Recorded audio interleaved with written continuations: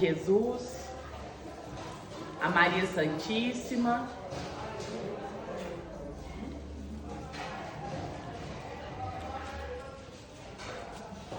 que a gente possa serenar os nossos corações, deixar tudo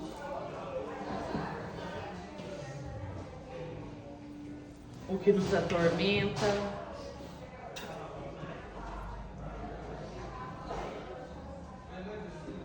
o que nos angustia lá fora, que a gente possa se conectar com a gente, que os nossos amigos espirituais que estão com os prontuários abertos possa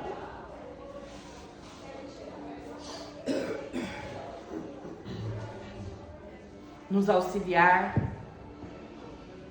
tanto nós encarnados, como os desencarnados também. Lembrando que aqui é um pronto-socorro e que nós evitar ao máximo de sair lá para fora durante a palestra, que neste momento pode estar sendo realizado vários procedimentos, tanto em nós encarnados e também com os desencarnados. Lembrando também que a espiritualidade amiga precisa que nós ficamos ligados com Cristo, para que tudo que seja necessário e permitido ser feito, a gente possa contribuir com a nossa vibração em Jesus. Que nós possamos ter a humildade de olhar para nós, para o que precisamos ser mudado e que a gente consiga construir com muita coragem a fé raciocinada.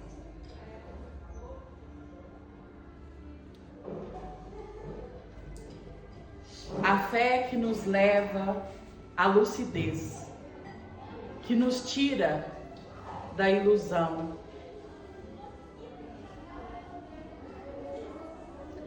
Ave Maria, cheia de graça, o Senhor é convosco, bendita sois vós entre as mulheres, bendito é o fruto do vosso ventre, Jesus.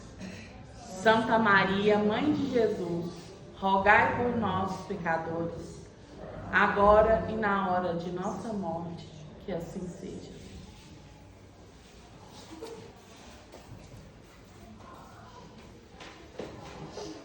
Vamos então começar pela nossa oração, pelo amor. Senhor, estamos exaustos devido aos caminhos tortuosos que escolhemos seguir. Escolhemos o desamor e tombamos na decepção e na revolta. Assegura-nos rumos novos. Ante o convite da ilusão, fortifica-nos para fugirmos dos atalhos e aderirmos à verdade. Falta-nos força e coragem para amar como deveríamos. Por isso te rogamos que supra nossas inibições. Encoraja-nos a zelar com carinho por aqueles que deliberadamente não nos querem bem. Amplia-nos o discernimento no uso do equilíbrio, com quantos fortalecem com amor tua participação em nossos passos. Jesus, ensina-nos o amor para que vivamos no coração os sublimes sentimentos que há muito louvamos da palavra e esquecemos ou não sabemos como aplicar. Permita-nos aprender a gostar da vida e amar a nós mesmos, enaltecendo o mundo com a cooperação na obra excelsa do Pai e celebrando a dádiva da vida em nossos caminhos de cada dia. Pela súplica sincera que brota de nossa alma nesta hora, de nós receba hoje e sempre a gratidão de quantos te devem, tanto por receber mais que merecemos do teu inesgotável amor. Obrigada, Senhor.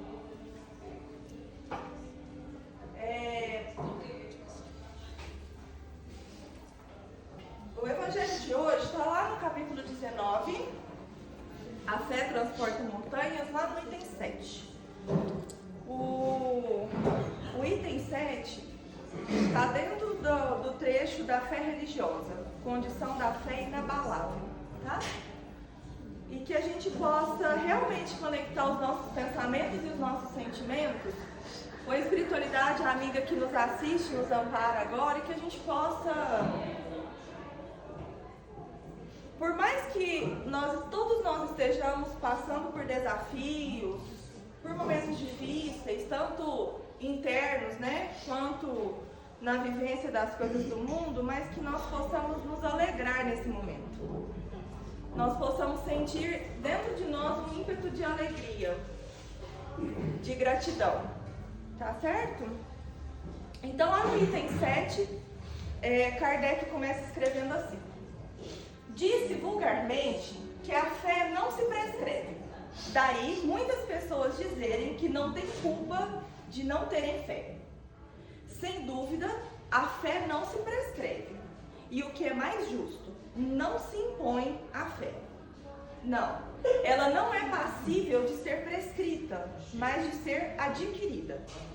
E não há ninguém a quem seja recusado possuí-la, mesmo entre os mais refratários. Falamos das verdades espirituais fundamentais, e não desta ou daquela crença particular. Não cabe à fé ir buscar as pessoas, mas cabe a elas irem atrás da fé e, se a procurarem com sinceridade, irão encontrá-la. Tende como certo que aqueles que dizem: não pediríamos nada mais do que acreditar, mas não o podemos, dizem-no dos lábios, mas não do coração, pois, dizendo isso, fecham seus ouvidos. As provas, no entanto, avolumam-se em torno deles. Por que então recusam-se a vê-las? Em alguns é devido à desatenção, em outros ao medo de ter que mudar os seus hábitos. Na maioria é devido ao orgulho, que se recusa a reconhecer um poder superior, porque seria preciso que se inclinasse diante dele. Em algumas pessoas, a fé parece, de certa forma, inata. Uma faísca é suficiente para desenvolvê-la. Essa facilidade em assimilar as verdades espirituais é um sinal evidente do progresso anterior. Noutras pessoas, ao contrário, essas verdades só penetram com dificuldade, sinal não menos evidente de sua natureza atrasada. Os primeiros já acreditaram e compreenderam. Trazem, renascendo, a intuição do que sabiam. Sua educação está feita. Os segundos têm que aprender tudo. A sua educação está por fazer e se fará. E se não terminar nessa existência, terminará numa outra. A resistência do incrédulo, é preciso admitir, muitas vezes deve-se menos a ele que a maneira pela qual as coisas lhe são apresentadas. Para a fé é preciso uma base, e essa base é a perfeita compreensão daquilo em que se deve crer. Para crer não basta ver, é preciso, sobretudo, compreender. A fé cega não é mais deste século. Ora, é precisamente o dogma da fé cega que origina hoje em dia a maioria dos incrédulos, porque ela quer se impor e exige a abdicação das mais preciosas prerrogativas do homem, o raciocínio e o livre-arbítrio. É sobretudo a essa fé que resistem os incrédulos, e sobre a qual é verdadeiro dizer que não se prescreve. Não admitindo provas, ela deixa um vazio no espírito, da qual nasce a dúvida. A fé raciocinada, aquela que se apoia nos fatos e na lógica, não deixa atrás de si nenhuma obscuridade. Acredita-se porque se tem certeza, e só se tem certeza quando se compreendeu. Eis porque ela não se dobra, pois não existe fé inabalável, senão aquela que pode olhar a razão face a face, em todas as eras da humanidade. O Espiritismo conduz a esse resultado, triunfando sobre a incredulidade todas as vezes que não encontra oposição sistemática e partidária. Esse trecho que fala sobre a fé inabalável e vai ser a base para a parte da reforma íntima que nós vamos fazer juntos aqui hoje, é justamente para a gente começar a se questionar e perguntar por que eu faço aquilo, por que eu acredito naquilo. A gente precisa de começar realmente a pensar, a raciocinar. A fé, ela não é só acreditar, confiar, não é somente isso. A fé, ela é um estado de fidelidade com o Criador. Naquele momento em que, se nós pegarmos Jesus, quando Jesus se colocava a orar e que ele falava que ele e o Pai se conectavam e eles se tornavam um só, nesse momento, Jesus tinha total fidelidade com o Pai. Era um exercício da fé. E a nossa maior, às vezes, dificuldade de nos conectarmos verdadeiramente com Deus é porque nós ainda estamos presos aqui, nesse lugar que o Evangelho vem descrevendo aqui, ó.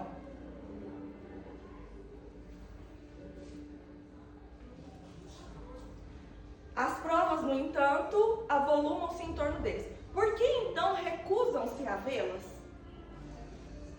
Em alguns é por desatenção. Nós estamos, às vezes, perdidos. Nós não conseguimos raciocinar e nos conectar com a nossa realidade. E aí, como a gente não vive a nossa realidade, a gente também não tem outros parâmetros onde a gente seguir. E aí, qualquer caminho nos serve, né? Nós não conseguimos exercitar o nosso raciocínio, o nosso livre-arbítrio para poder tomar as decisões que, nesse momento, junto com a nossa conexão com Deus, nos mostra como melhor naquele momento. Em outros, o medo de ter que mudar os seus hábitos. E aí a gente cai naquele medo do julgamento também. Porque se eu faço uma escolha que me convém naquele momento, perante ao que Deus me pede, pode ser que isso vá contra aos princípios que por muito tempo eu acreditei estar certo. E aí é certo perante ao meio em que eu vivo. E se eu mudo, pode ser que essas pessoas não vão me acompanhar mais, ou que eu não consiga mais acompanhar essas pessoas. E aí a gente entra numa série de questões de não sentir pertencimento a um grupo, a gente achar que é a gente que está ficando doido e aí eu vou ficar sozinha nesse mundo, e a gente vai para a dúvida, para esse lugar da dúvida. E tem um outro, que é a maioria, né, devido ao orgulho, que se recusa a reconhecer um poder superior. Porque se assim nós reconhecermos, nós deveríamos nos inclinar diante dele. Então, se eu não consigo reconhecer verdadeiramente que acima de mim existe um Criador maior do que eu, que sou a criatura, como que eu vou criar a conexão de fidelidade com ele? E aí os desafios vão aparecendo na nossa vida, e aí são desafios principalmente de ordem moral e emocional, e a gente vai procurando vários outros recursos. Porque na nossa cabeça esses outros recursos são mais fáceis e às vezes podem funcionar até como uma fórmula mágica de nos aliviar de forma rápida. Só que aí a gente não compreende que justamente o fato de nós não nos conectarmos com Deus verdadeiramente, eu não consigo me escutar. E eu não consigo escutar as intuições que chegam até mim para que eu possa passar por essas provas de forma mais tranquila, um pouco mais leve. E aí o que acontece? Para a gente poder exercitar a nossa fé, nós ainda precisamos passar por coisas que nos causam dor, seja ela de qual ordem for. A prova de uma doença física, os desafios de, às vezes, me enxergar de uma forma e não aceitar aquilo, e isso me causar uma dor moral muito grande. E aí, quantas vezes, já aconteceu às vezes conosco mesmo, ou na nossa família, chega uma situação em que nós temos uma doença na família, por exemplo. E aí a gente realmente acha que aquilo ali vai ser o fim para aquela pessoa nessa existência carnal. E nós nos apegamos a tudo naquele momento, não é assim? A gente reza, a gente passa no tratamento, a gente faz simpatia, não é? São rituais, tá? Tá tudo bem. Mas nesse momento a gente precisa avaliar que o fundo disso tudo a gente está exercitando a nossa fé em alguma coisa. Porque na hora que o bicho pega, a gente se apega a alguma coisa, não é? E a gente deve se apegar justamente a essa fé raciocinada. Não é falar assim, eu faço tal coisa, eu venho fazer sopa no centro porque me falaram que é bom fazer. Mas peraí, por que é importante eu vir fazer a sopa aqui? Me falaram que eu tenho que tomar passe, porque se eu tomar passe eu vou me sentir melhor. Mas por que eu me sinto melhor depois que eu tomo passe? E no final ele vem falando que a doutrina espírita traz, a doutrina dos espíritos, né, traz a explicação para tudo isso. Justamente porque nós só vamos começar realmente a viver a fé raciocinada e usar do nosso livre-arbítrio de forma mais adequada a partir do momento que nós começarmos a compreender. Então eu venho aqui fazer sopa porque não é para os outros que eu faço, né? É porque ele, na hora que eu estou fazendo sopa, vai falar que eu tenho que picar de um jeito e eu quero picar do outro, e aí vai gerar uma situação tensa ali, mas eu vou trabalhar o meu orgulho e vou falar assim, o importante é estar picado, né? Então tudo bem. Ou às vezes aquela pessoa me apresenta uma forma diferente, melhor de eu trabalhar do que eu já sabia, e eu vou trabalhar a minha humildade de entender que aquela pessoa tem razão. Ela já sabe mais do que eu naquilo ali. É para isso que eu vim fazer sopa. Agora eu entendi a importância de fazer sopa no centro. Aí a gente segue. E isso é para tudo na nossa vida. Nas nossas convivências, na nossa família, na nossa vivência do mundo material também, né? E tudo aquilo que é raciocinado e que é verdadeiro, ele é verdade em todos os tempos, tá? No item 6, ele termina o item 6 falando o seguinte: a fé que tem por base a verdade é a única que tem garantia de futuro, porque nada tem a temer com o progresso das luzes, segura de que o que é verdadeiro na sombra, igualmente o é à luz do dia. O que é verdade em qualquer lugar. Por que a verdade do Cristo prevalece há mais de 2000 anos e é conhecida no mundo inteiro? Porque não é verdade só lá na época que Jesus viveu. É verdade em todos os tempos. Com todo o modismo, com todas as crenças de qualquer tempo. A verdade dele continua crescendo, né?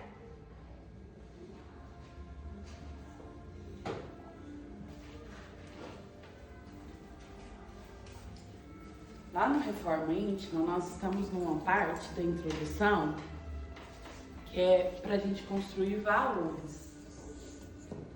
E tem algumas etapas para que isso aconteça. E uma dessas etapas é a individuação. A individuação é um processo interno de conhecimento, de exercício diário, para que possamos nos conectar com nós, tanto do que já temos construído de talento, de escolhas corretas, e quanto de sombras, de dúvidas. É como se a gente se integrasse conosco mesmo, claro, com os ensinamentos do Cristo e café raciocinado. Então a gente vai ver alguns passos. Antes disso, para a gente entender o nosso interior e para ver aonde que estamos, se a gente entende, se a gente não entende, se a gente compreende, eu trouxe algumas perguntas. Quem sou eu quando não estou tentando agradar ninguém? Eu sei disso? Eu sei quem eu sou quando eu não estou tentando agradar ninguém? Ou eu só faço isso para agradar as pessoas, eu não tenho esse lugar, é ilusão. Eu faço isso eu faço todo momento uma ação para agradar o outro. Eu sei distinguir quem sou eu quando não estou tentando agradar ninguém. Eu sei de mim.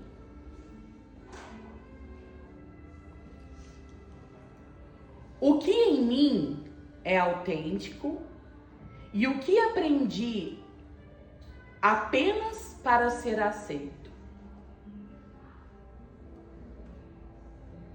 O que em mim é autêntico e o que aprendi apenas para ser aceito.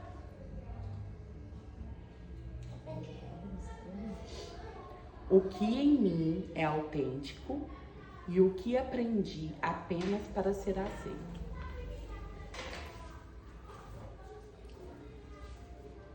Quais papéis desempenho na vida? Filho, filha, mãe, pai, profissional, voluntário. Qual deles me define?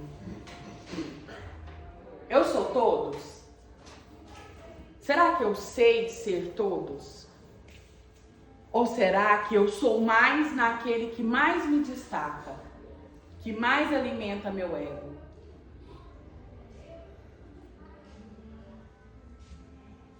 Será que eu sou boa filha? Deixa eu te falar uma coisa. Mas e se dentro da gente a gente tem ainda, né, a parte ruim, mas a gente faz a parte boa porque a gente sabe que o Cristo quer ajudar a gente, mesmo a gente não querendo, que às vezes a gente faz.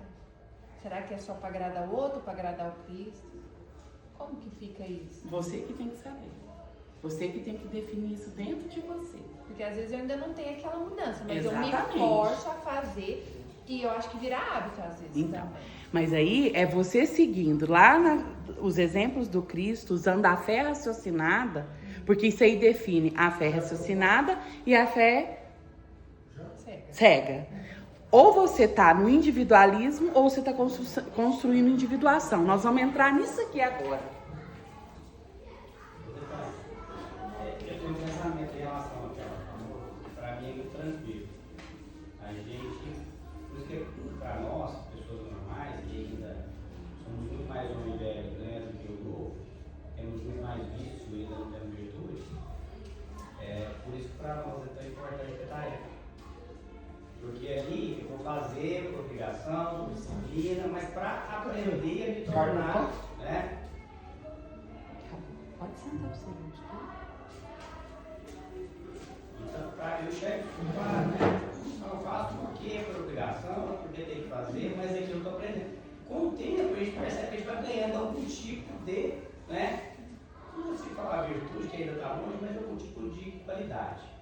E a gente está Habilidade. gostando. Então, eu não consigo enxergar a evolução de pessoas normais, como eu, né? Como é que eu falo? Que ainda é pior do que melhor, sem tarefa. É, porque na verdade o trabalho no bem, quem comanda é o Cristo. Então você tem que seguir o Cristo. É porque você cria o hábito, aí Né? você vai melhorando Isso. pela Discernindo. insistência, né? É treino. Pela entendeu? disciplina, É treino. na verdade. Para depois a gente aplicar aquilo no resto das nossas vidas. Porque às vezes a gente não quer, mas a gente faz.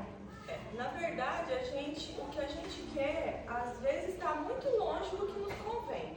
Como é que é aquela frase de Paulo de Tarso, né? Que Tudo posso, mas nem tudo me isso convém. aí, tudo posso, mas nem tudo me convém, né? E realmente é um esforço porque a gente tem consciência do que a gente do que nos convém e o que eu deveria fazer de acordo com o que Jesus me pede. Mas nós ainda temos muitos vícios e estamos presos ainda a muitas coisas que o que a gente quer é completamente contrário do que o Cristo nos pede. Então, uma vez já falaram isso, assim, eu venho fazer sopa, mas, dando o exemplo da sopa, né? Mas eu não tenho consciência do porquê eu venho fazer sopa. Eu simplesmente vou. E aí, é nesse fato de vir fazer, simplesmente por vir fazer, que a gente começa a criar o hábito. E aí, se a gente persistir, mesmo vindo somente por vir, a gente começa a despertar algo que em nós começa a nos mostrar de forma diferente. É por isso o fato da importância da gente compreender e isso é um processo, né? Isso é um processo de aprendizado. Agora, tem um detalhe que é importante, pelo menos assim, eu observo obviamente no caminhar, todos lá atrás, né? Não fazendo crítica à sopa, obviamente não. Eu fazia sopa lá no início e eu falava, isso aqui não me responde. Eu vou precisar encontrar algo que me responda. Sim. E eu fui buscar, até encontrar. Hoje eu tenho uma tarefa X, que me responde muito. Então eu acho que a gente tem que adequar essa linha de pensamento. Eu preciso da tarefa, preciso de algo, né? Para treinar humildade, para treinar tudo aquilo que eu não tenho. Mas é importante que eu encontre, ao longo do tempo, não vai ser do dia para a noite, algo que nos responda. Porque a tarefa, querendo ou não, é algo que nos disciplina de alguma forma. Sim, mas precisa responder internamente, né? Com certeza. Com certeza. Mas vai ser ao longo do tempo, não vai ser do dia para a noite. Com relação a essa questão da gente fazer uma tarefa sem entender o porquê está fazendo, muitas vezes porque outros pediram para fazer, né? Que não tinha alguém para colocar, e aí a pessoa. Mas mesmo assim, o que acontece? Mesmo a gente não sabendo, entendendo o porquê, nós estamos sendo beneficiados porque a gente está sendo tratados. Com toda certeza. Então, com o passar do tempo, a gente vai entendendo. Porque mesmo você vindo sem querer, a espiritualidade está usando você, muitos que têm filho que nem sabe, né? Que tem filho que é benéfico para o tratamento das pessoas que vêm no centro, naquele local. Então é isso, as pessoas, a gente vai sendo tratado. E aí a partir daí as pessoas vão entendendo, né? Depois, se aquele, igual ele falou, se é aquela tarefa que ela quer mesmo, que atende ou não, aí vai procurar uma outra que atende. Vai achando o seu lugar, trabalhado né? pela espiritualidade, se está no centro espírita, cristã, né? Tudo bem. O que escondo das pessoas por medo de ser julgado? Em quais momentos sinto que estou sendo verdadeiramente eu? Todas essas questões é muito interessante a gente se perguntar para entrarmos nessa construção de mundo íntimo, né? De não ser só externo e também interno. Trazendo algumas observações sobre individuação, o que é individuação? Segundo Carl Gustav Jung. A individuação é o processo de nos tornarmos quem realmente somos. Para Jung, ninguém nasce pronto. Ao longo da vida, vamos descobrindo nossas qualidades, reconhecendo nossos defeitos, aprendendo com as nossas dores e integrando todas as partes da nossa personalidade. O objetivo não é ser perfeito, mas ser inteiro. É como montar um grande quebra-cabeça. Cada experiência, emoção, talento e dificuldade representa uma peça. A individuação acontece quando essas peças começam a formar uma imagem completa de quem somos, para nós mesmos, tá, gente? Para nós mesmos. A individuação é a caminhada de deixar de viver apenas para agradar o outro e passar a viver de acordo com aquilo que somos em nossa essência. Temos 4 funções básicas da psique, da alma, para compreender o mundo. Pensamento. O que seria o pensamento? É a função da lógica e da razão.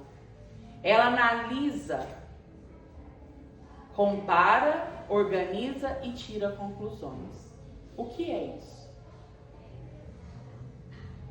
Um exemplo.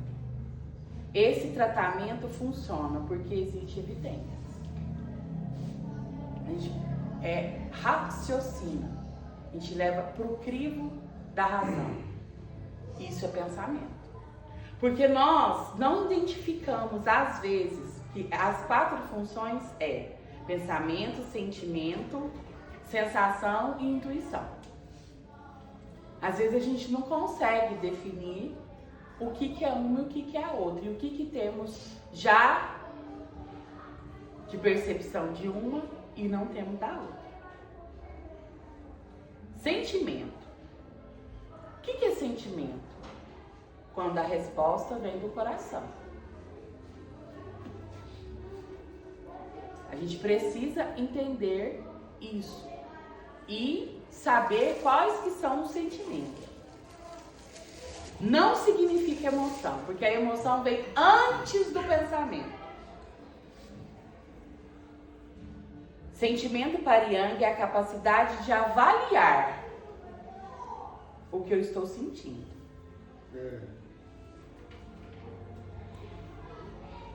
Vamos citar um exemplo. Eu gosto dessa pessoa. A gente sabe quando eu gosto de uma pessoa. Isso é um sentimento. Sensação. É a percepção que a alma tem de algo. O que meus sentidos estão percebendo? É a função que percebe a realidade concreta. Perceber aquilo que pode ser visto, ouvido, tocado, sentido e cheirado. Tem hora que a gente cheira uma coisa assim, ó, tiver uma sensação às vezes muito boa ou uma sensação muito ruim. Então a gente precisa entender esses mecanismos dentro de nós. E o que tem já desenvolvido dentro de mim? Se eu não tenho, vou procurar entender isso dentro de mim. Para quê? Para mim ir num processo de autoconhecimento, para me integrar comigo mesmo. Intuição. Nós quando somos intuídos, às vezes a gente não entende o que é uma intuição. Vamos fazer uma pergunta. O que isso pode se tornar? A gente sabe quando é uma intuição. E como que a gente sabe se é uma intuição boa ou se é uma intuição ruim? É só passar pelo crivo da razão. Se for uma intuição boa, que é minha, que já tem construído em mim, que eu treinei aquilo ou em outra vida, ou agora mesmo, eu vou saber. Agora, quando é uma intuição alheia, que aquilo ali não vai ser bom para ninguém, eu preciso entender também. Porque eu tive uma intuição e coloquei fogo na casa. Claro que isso não é uma intuição sua. E se você está em processo de melhoria, de se educar, você vai entender. Por isso que há necessidade de exercitar todos esses lugares.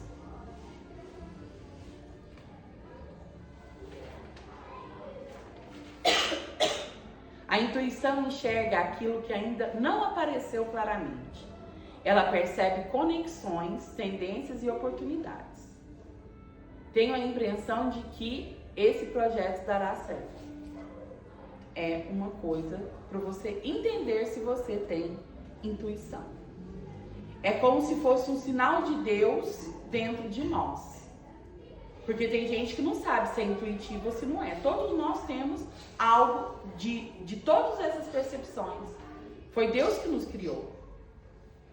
Então nós precisamos o quê? Definir cada coisa dentro de nós em benefício de nós mesmos.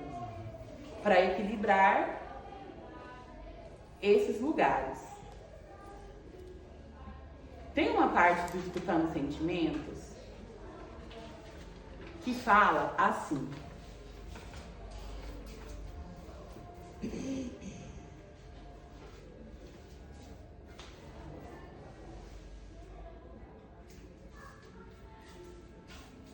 Jung chamou de individuação processo paulatino de expressar nossa singularidade, isto é, a marca de Deus em nós. O ato de talhar a individualidade, aquele ser distinto e único que está latente dentro de nós. A individuação, o critério certo e errado, é substituído por algumas perguntas. Convém ou não? Quero ou não quero? Serve ou não serve? Necessito ou não necessito? Questões cujas respostas vêm do coração. Somente aprendendo a linguagem dos sentimentos poderemos escutar as mensagens da alma, destinado ao ato de individuar-se. E sentimento é valor moral aferível exclusivamente por nós mesmos, no átrio sagrado da intimidade consciencial. Somos aquilo que sentimos. As máscaras não destroem essa realidade. Quando aprendemos o alto amor, abandonamos o crítico interno que existe em nós e passamos a exercer a generosidade do alto perdão, ou seja, a aceitação incondicional da criatura ainda imperfeita que somos. Nossa integração com a verdade depende do conhecimento dessa realidade particular. Escutar a alma. Ela se manifesta na consciência cujos sentimentos constituem o espelho. Através das sensações, no seu sentido mais amplo, a alma se manifesta.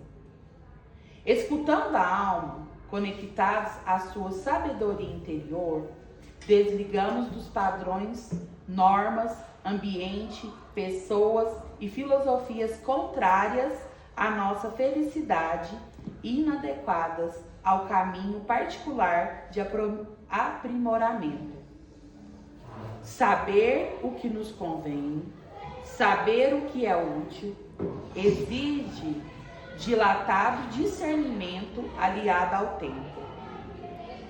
Quando usamos os rótulos certo e errado, fomentamos a culpa e a punição. Quando sabemos o que nos convém, agimos e escolhemos com responsabilidade na condição de autores do nosso destino. Quando amadurecemos, percebemos que certo e errado se tornam formas de entender experiências diversificadas. O caminho de ascensão para todos nós, filhos de Deus, é o mesmo, apenas muda a maneira de caminhar. Cada criatura tem seu passo, seu ritmo e sua história. Somos únicos.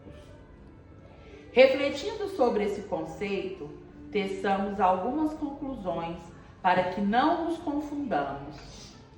Grande distância separar o processo de individuação da atitude de individualismo. É onde a gente citou a questão da fé raciocinada e da fé cega.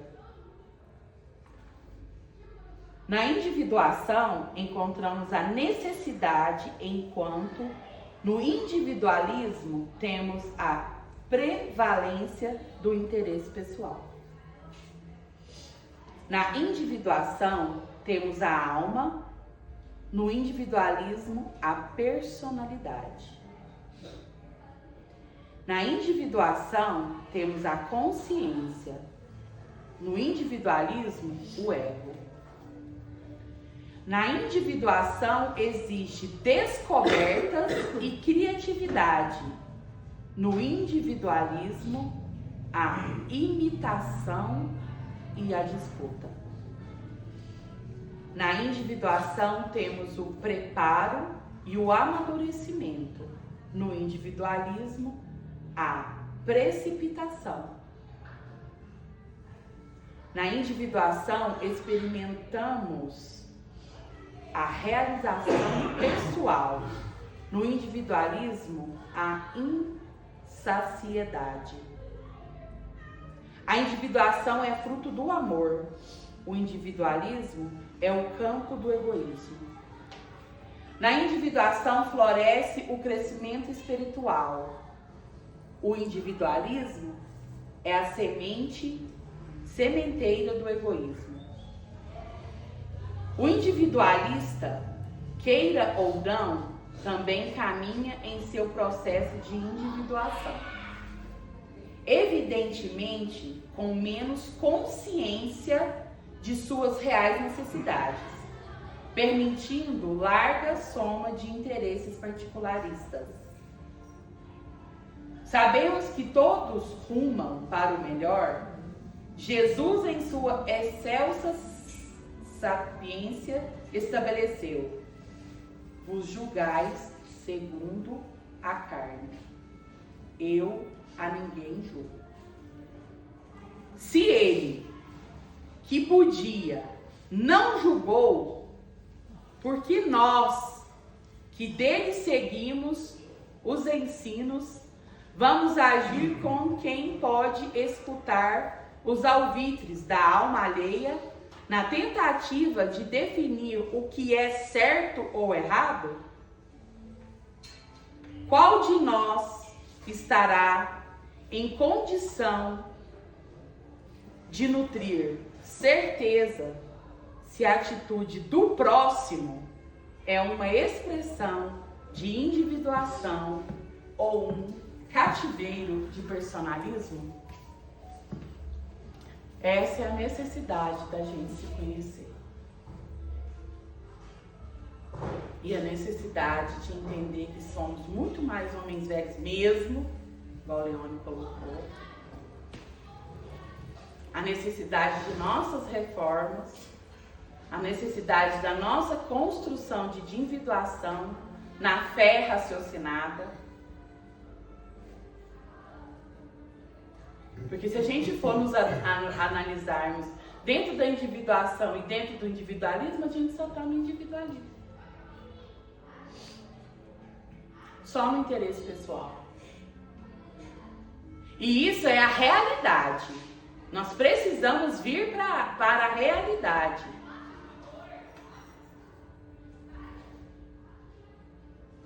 Tem uma questão do Consolador? Por favor.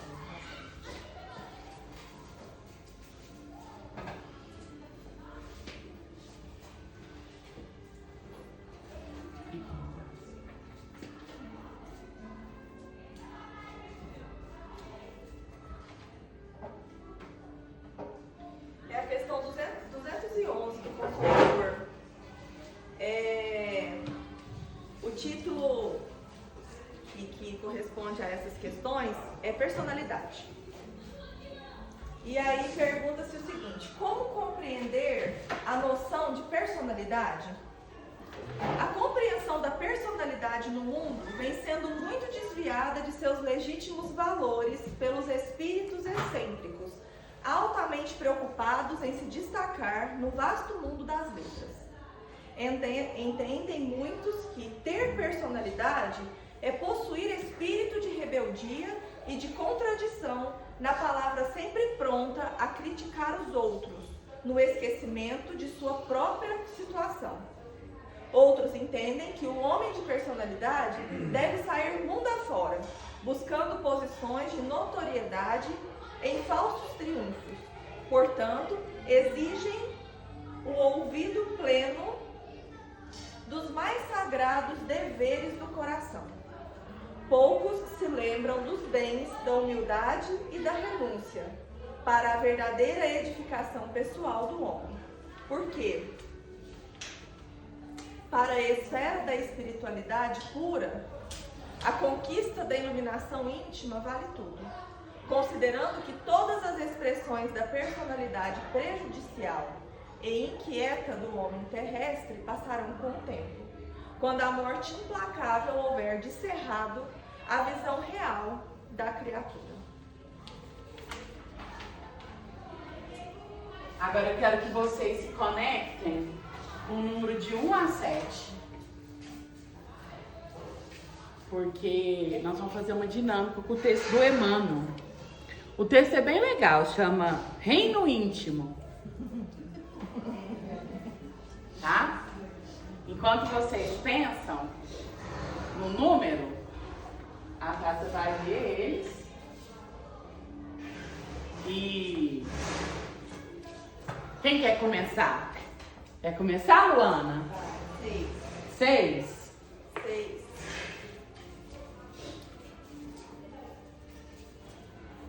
Perderás, talvez, afeições numerosas que te deixarão a sós, nos instantes difíceis. Porém, saberás agir compreensivamente, buscando o bem, com o ouvido de todo mal. E assim aprenderás a identificar os verdadeiros amigos, elegendo em teu favor uma seleção de companheiros capazes de amparar-te e de entender-te nos encargos que foste chamado a cumprir. Esse ouvido aqui é de olvidar, tá? É de esquecer todo o mal. Segue isso. Qual? 7? 5. 5? 7. O 5. Provavelmente conhecerás grandes perdas da parte de amigos aos quais te empenhaste, de alma e coração. Todavia surpreenderás na própria fé a energia para reiniciar a construção de tua segurança, na certeza de que a cada um de nós a vida atribuirá isso ou aquilo segundo as nossas próprias obras. O 7, né? O mundo é um palco imenso de provas e tribulações, funcionando à maneira de escola em que se nos apresentam vários tipos de educação e aprimoramento. Mas nessa área imensa de lutas,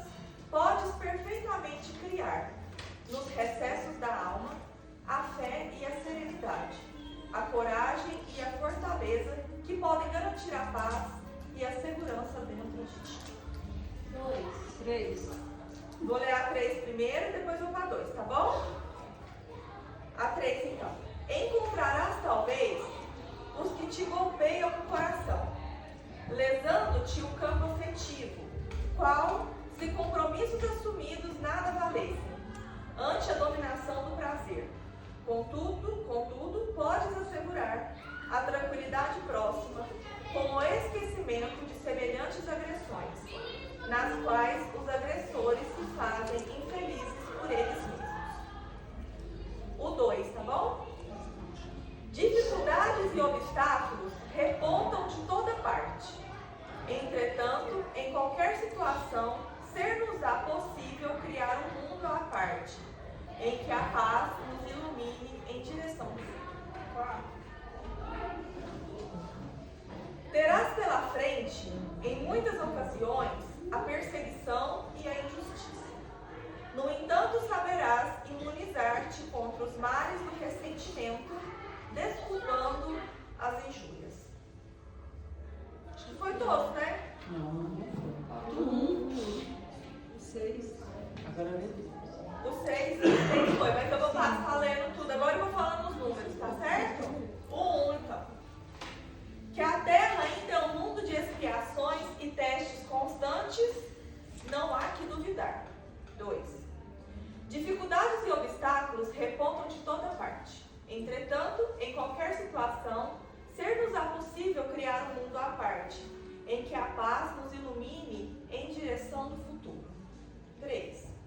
Encontrarás talvez os que... integridade total, assim, né? De que temos, do que somos, de que temos sombras, que temos talentos, de aceitar que ainda somos mais individualistas, que temos mais interesses pessoais. Às vezes nos causa, assim, sofrimento.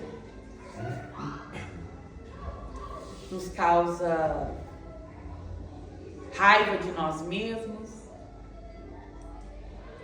Nos causa irritação.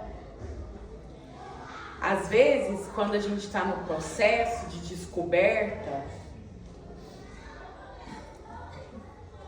que a gente fica negando, né? Fica negando a nós mesmos o que Deus nos dá a todo momento. Isso pode trazer alguns processos difíceis, tanto psíquicos e tanto no nosso corpo. Algumas pessoas se agridem, algumas pessoas têm ataque de ira, enfim. O que precisamos entender é que todos nós somos únicos. Nada que eu tenho de sombra e de talento é igual ao da Viviane. E que tá tudo bem. E que Deus é bom e justo todos os momentos. É aceitar o que ainda não damos conta de fazer e seguir. E o que já damos contas de fazer, o que trazemos já de talentos, é exercitá-los, principalmente nas tarefas, porque todos nós, tenho certeza, temos oportunidade de trabalhar no bem.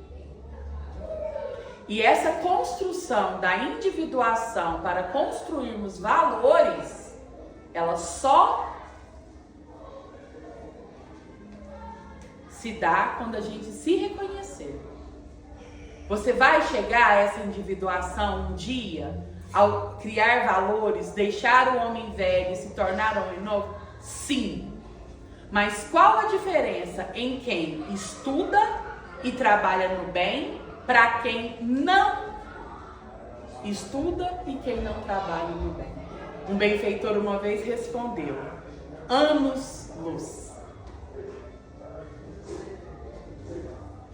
Porque a partir do momento que você estuda, que você constrói ferramentas necessárias para que você se conheça, os benfeitores já olham, esse aqui quer, esse nós vamos ajudar mesmo. E com a tarefa no bem, se burilando, às vezes você vem sem saber por quê, cortar cenoura. Você não tem habilidade nenhuma com a tesoura, com a faca, tá vendo? Você tem que cortar. Você começa a se conhecer. O fulano me irrita, a Beltrana se irrita. Você, o problema é seu, não é do outro. Nós precisamos entender que trabalhar no bem é libertador. Vamos parar de achar que o que eu dou conta de fazer é pouco e o fulano vai achar. Porque a gente tem medo do julgamento alheio, que é pouco, porque o fulano já faz isso, isso, isso e isso. Sabe por que ele faz? Porque o peso da consciência dele é maior. Tá? Não é porque ele quer aparecer. Às vezes começa para aparecer. Mas quando a responsabilidade chega, tchau. Pode estar frio, pode estar chovendo, pode ter pandemia. Acabou, estabeleceu. Vamos ter a humildade de olhar pra gente e pensar nisso. E não vamos ficar julgando quem tem muita tarefa, não. Vamos pensar em Jesus. Vamos levantar, dar as mãos.